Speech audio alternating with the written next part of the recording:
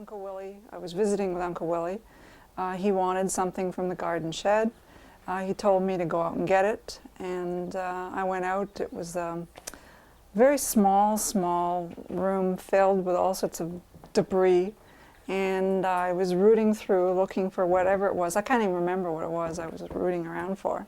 And I saw the corner of some artworks. So I shoveled everything out and got down to the artworks, and there were just these amazing drawings by actually people's names I didn't know at that time, or if I knew, I didn't really know how I knew them. And I realized that all of these works had to be from the Dada period. So I dug them out and took them into the house and showed them to my uncle. I said, "What are these doing here?" And I tried to get him to talk about it, and it was very difficult to get him to talk about it. He'd had a lot of rebuffs as he had tried to interest people in works over the time period. And the actual reason, though, as it turns out after much later exploration, it didn't come out of him easily, was that he was afraid at the time of the Nazis that he would be labeled a degenerate artist, and that these works were actually dangerous to hold. And he took them and he sort of obscured their presence in the garden shed. And what do you really see as the impact of your discovery in Germany? Well, up until that time, even the book I was reading showed that the Dada scene in Cologne was made up of what Max Ernst and another man called Bargeld had done. And all of a sudden, as the research showed of this collection, that was not a true picture of what happened there at all. That actually that there were many more people involved, and that the focus of the Dada group in Cologne was in fact the Hoerle household, the household of my great aunt Angelika Hoerle and her husband Heinrich Hoerle. And what kind of situation or environment did these young artists find themselves when they were growing up? All of them, in fact, were born in the decade of the 1890s, and so they were quite young when the century changed, but young enough to appreciate it. It's the same thing. You and I are going to live through hopefully, we'll live through the change of the next century, and what we'll see is a tremendous excitement of what the future will hold. And they were young enough or old enough to appreciate the grand exhibition that was held in Paris, and the Eiffel Tower being constructed, the belief in the ever and upward movement of technology at the beginning of the century. But at the same time, they were also, like my great uncle and my great aunt, grew up in a trade unionist household. They were growing up in a time in Germany when socialism was establishing itself. 1891, the anti-socialist laws were repealed, and within a very short period of time, the SDP, which is the Social Democratic Party of Germany, became the largest party in Germany. So it was a time of tremendous belief that social change, social equality was going to come for people. And the impact of the First World War, how do you really see that in relationship to these artists? Willie Fick was a conscientious objector and refused to enlist. And what happened was, of course, as the war worsened, they eventually pulled in even the conscientious objectors. And by 16-17 time period, he was pulled into active service. But because he was a conscientious objector, he got to drive wagons. He didn't actually have to do fighting. He was a wagon driver. His sister stayed behind in Cologne, and she continued to work as an artist. Heinrich Hoerle, her husband-to-be, he was also an objector, and he ended up in a non-combat role as well. He went in as a telephonist. So they did see war service. They didn't see as much war service as those people who enlisted at the beginning, but they did see war service. And at the end of the war, then, they all came back together again? They came back, well, most of the people returned in 1918 and by 1919 Heinrich had married Angelika, and they were together as an artistic group. They became the focus of a group of artists in Cologne. And what kind of environment did they encounter when they returned to Cologne after the war? Well, if things had been bad during the war, they got worse.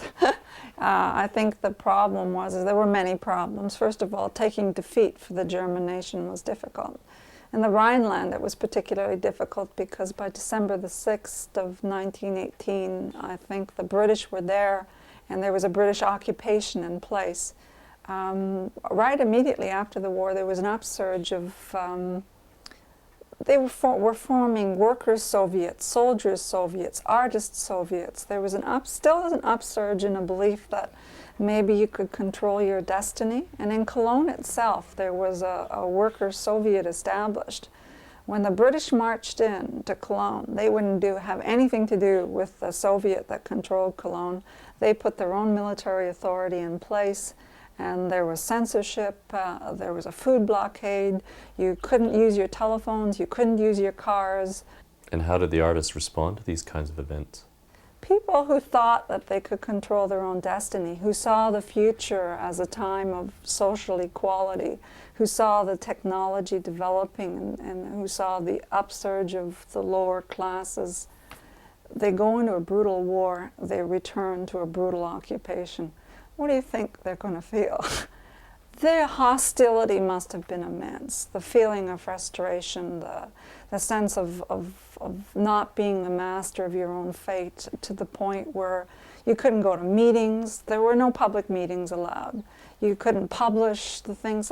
There's 225 newspapers and books were like censored or totally banned within 1 year in the Rhineland. And was it about this time that these young artists got together to form what we now know as the Stupid Group? Well, basically, I think the first grouping came as soon as the Hoerles were married. Their home just became a focal point. So you have Willy Fick, his sister, her husband Heinrich Hoerle, Franz Seibert. Those people become the Stupid Group.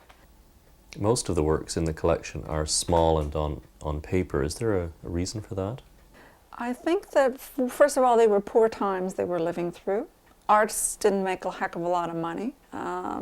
Actually, Angelika Hoerle ran into great problems when she married Heinrich Hoerle. She was basically disowned by her father because he was a bohemian and made no money. So there was not a heck of a lot of money floating around, so they tended to work small for that reason. There are a couple of contemporary reviews around. One of the reviews of the Stupid Group's exhibition at the Hildeboldplatz was raving. It just raved. It was so positive. He said, and the reviewer says something to the effect was, "This is an antidote to the last 6 years metal bathing season that we've had. Here are people who can actually see the humanism. Here are people who want to recreate a better world." That was a glowing review. But the Dada exhibition at the Kölnische Kunstverein, well, it was savaged by the press. I mean, they just, one of the reviewers says, "I wouldn't be surprised if the public in justifiable rage tore one of these exhibitions to shreds." The Stupid Group developed and disintegrated in a relatively short period of time. How do you account for that? What happens is that Angelika Hoerle gets tuberculosis. Pretty well everyone who returned from the trenches was probably infected with tuberculosis. And anyway, where she gets it from, maybe her husband gave it to her, we don't know, but she gets tuberculosis. Heinrich Hoerle's sister died of tuberculosis. His father died of tuberculosis. He watched the ravages of it. As much as he loved her, he feared infection, and he abandoned her. And what happened was that she was alone by herself in that apartment. All of the people who had used to visit wouldn't visit. The only ones who visited were the brother, Willy, came, and the two people, the Radershites, they came and they visited. Eventually what happened, she got so sick, Uncle Willy, she kept staying in the apartment. She kept hoping her husband would return. And what happened was that Uncle Willy felt so badly that he actually physically picked her up, wrapped her in a blanket, and he carries her physically home through the streets of Cologne, and she dies.